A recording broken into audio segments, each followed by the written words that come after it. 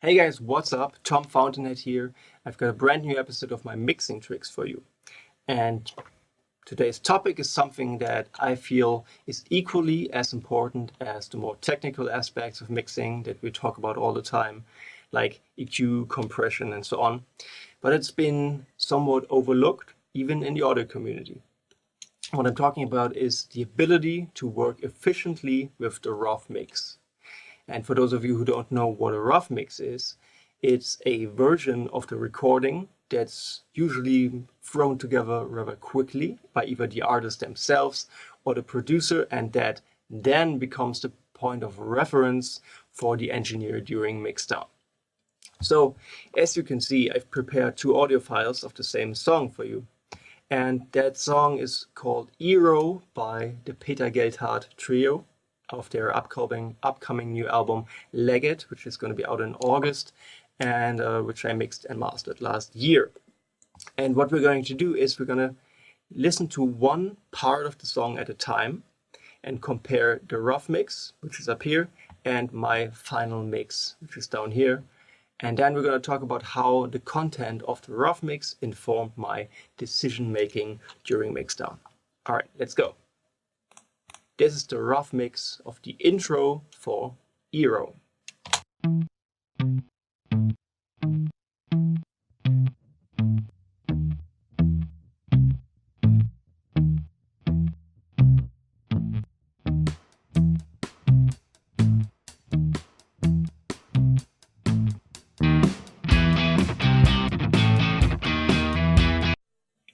Okay, and now same part in the form of my final mix.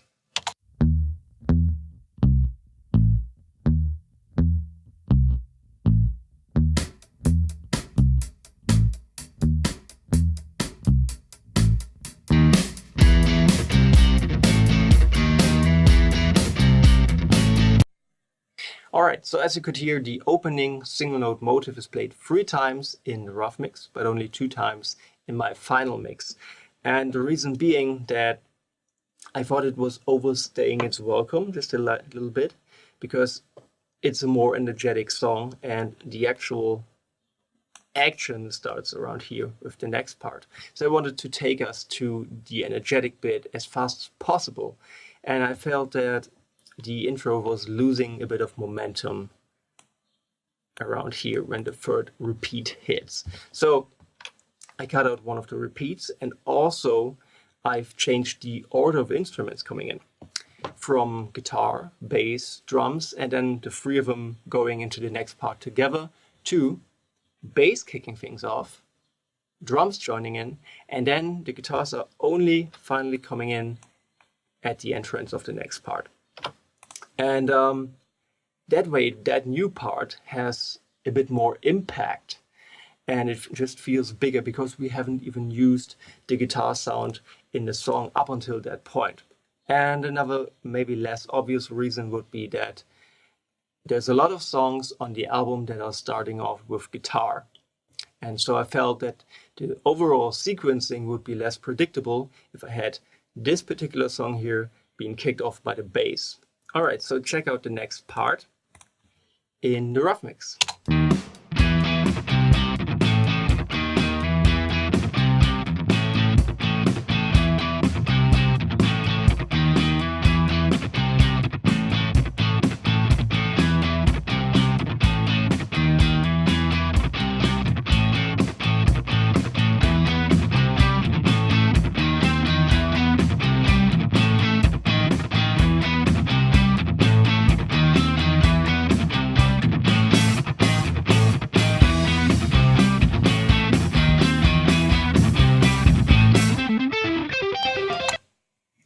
And the same part in my final mix.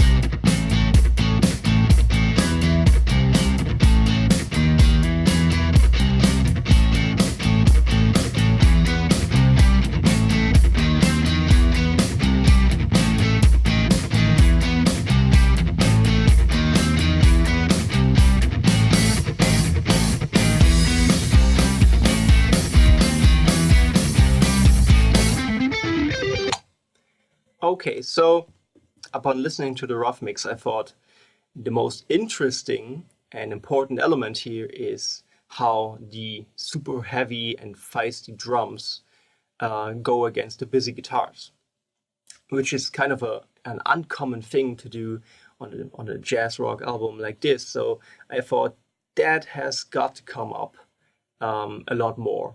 And so I worked on specifically bringing out the kick, snare, and hi-hat groove a lot more and make it extra punchy, which I think worked out quite well. And apart from that, I didn't make any specific changes to the material in this case because Peter had already been taking care of a couple of little things in and during production.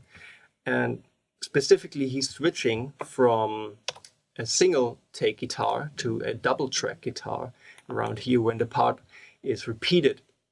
And then right at the end, where theoretically the listener would be in danger of losing focus and attention because things start to repeat very much, then the drummer is switching to a double time groove, and he's also switching from the closed hi-hat to the open hi-hat, which creates a lot of excitement and energy and pretty neatly drives the track home. So no changes there. Okay, so here's the next part in the rough mix.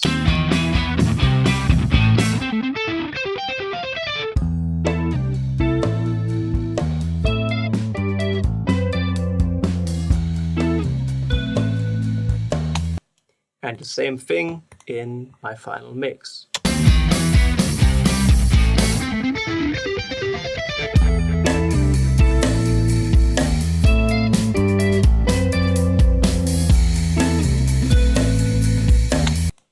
So there's quite a few changes that I've made here. First of all, I thought that the transition from the double-tracked distorted electric guitar fill-in to the single-tracked mono clean guitar was just a bit harsh. It just felt that like it interrupted the emotional flow of the music. And to counteract that, I automated a delay just on the very last note of that double track guitar. And that last note is sent into the H delay by waves, I think, which then creates this delay that's overlapping with the clean guitar part for a couple of bars before it disappears. So it makes for a very gentle and beautiful transition, both aesthetically and emotionally. And then the other thing I've noticed is that after that double-tracked heavier riffage, now the clean guitar on that part here just feels tiny. And that's kind of the opposite of what should be happening, because it's the chorus of the song, and regardless if it's a very gentle and melancholic part, it needs to be bigger. It just needs to sound great, right? So what I did is I widened it up quite a bit. The way I did that will be described in a later video. And the other thing is that I had a stereo delay put on it, so there's more space, and it just assumes a different character than the very dry electric guitar here in the part before. And the other thing is that I thought the chorus was a good idea. So the chorus effect was a good idea, but the quality of it just didn't convince me. So fortunately, I was able to ask Peter to give me a completely dry version of the track that he used. And so I put my own chorus effect on it and just fiddled around with the controls until it felt absolutely right in the mix. And the lesson here is that you should always ask the client to give you completely dry versions of their tracks. A lot of times you won't even use it, and you know what's to lose if you just have a couple of extra tracks. But there will come a situation like this where you just feel that you can take the material to a new level if you had the dry versions, and you could create your own effects or recreate an effect based on the rough mix, but just with a higher quality. Now I want you guys to listen to the rough mix of the same part once more and only focus on the drums.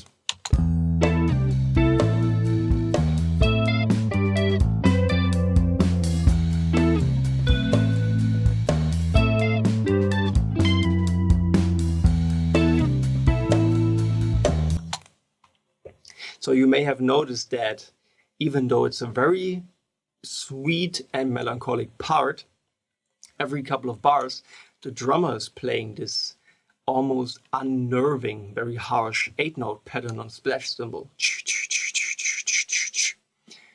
And I thought that was a really interesting musical choice because it communicates something interesting. It's sort of like you're in a very pleasant and nice dream, right? And then your alarm clock goes off and it just keeps nagging at you, even though you hammer down on it and you silence the alarm clock. It just keeps getting on and just reminding you that in a couple of seconds, when you get out of bed, you're going to be back into the grind of another busy day, right? So that's kind of what it's communicating in the context of this chorus section.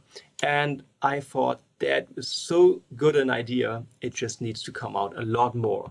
So let's listen to the final mix where I try to bring out that cymbal a lot more.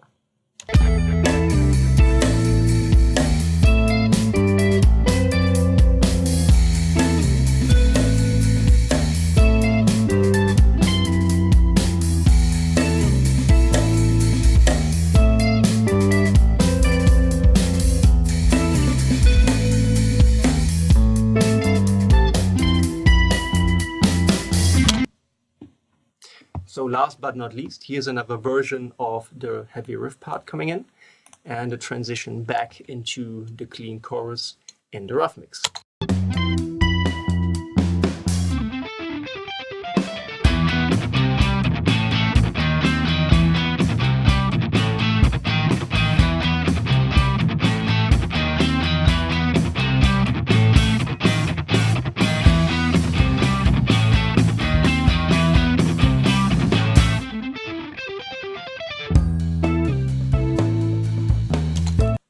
So it's basically just a shorter version of what we already heard, and including the harsh transition between parts. We go from the double-tracked filling guitar to the clean bit again. And so I used, in my final mix, I used the same kind of delay trick once again. And the other thing of notice is that Peter's using double-track guitar for this transition, and he's using double-track guitar for the main riff. And then he's using double track guitar again for the next transition. And I thought that would be unnecessary. And I got rid of one of the tracks on the main riff, because a single track guitar changing to a double track guitar, left and right, will be an interesting sonic event and it will create energy and excitement. But then if you have already used a double track guitar for a long period of time, where do you go after that? What do you use to create excitement and energy, right? So I think it's a good idea to not overuse the double tracking. We use double tracking all the time in our mixes, but sometimes less is more. So check out my final mix where I went from double track guitar to single track guitar, back to double track guitar, back to single track guitar.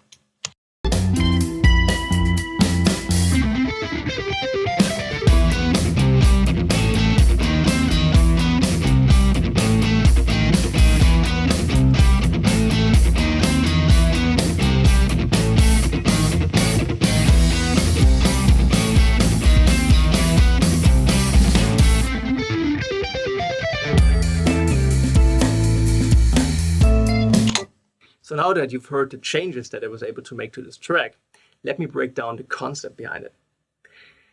When you're working with a rough mix, you have to employ something I like to call critical listening, which means that you need to be actively listening out for any flaws in the arrangement and the performance of the tune, and to then offer mixing solutions to sidestep these flaws. And as a mixing engineer, obviously your job is to make the artist sound as good as they can. Now, if you're watching this video, I just assume that you're not already an A-level mixing or mastering engineer who gets to work with Muse or Madonna or Jennifer Lopez or something along those lines. And these people obviously have access to the highest quality studios at all times without budget constraints. But for you in the real world, chances are that the tracks you're going to work with are going to be flawed to some degree, simply because most people in the studio won't have the budget or the time or the energy and focus to take care of all of these little details while in the studio, because it's a high pressure situation. And so you have to step in and offer solutions to take their tracks and their songs to the next level. That's your job. And I feel that you can only offer these solutions if you become very sensitive to the flow of energy and emotion throughout the song. Now, the best way to do that is to let go of your background in audio and of your musical training just for a moment and to listen to it from the perspective of the average listener who's hearing the song for the very first time. So if you're listening to the rough mix from that perspective, you have to ask yourself a couple of questions. Is your attention being held from start to finish? Are there any moments where your attention drifts off or where you can't just follow what's happening? Is the purpose of every part in a song being communicated to you clearly? And if the answer to any of these questions is no, then it's your responsibility to inform the artist of this possible flaw. Hopefully you'll do it in a polite and non-obtrusive way. And then you have to offer solutions based on your mixing skills and your mastering skills. So I hope you enjoyed this lesson. And if you want to work with me and have me mix and master one of your tracks, don't hesitate to get in touch through one of the social media sites, which are linked in the description below. And I'll be seeing you in the next video. Have a great day.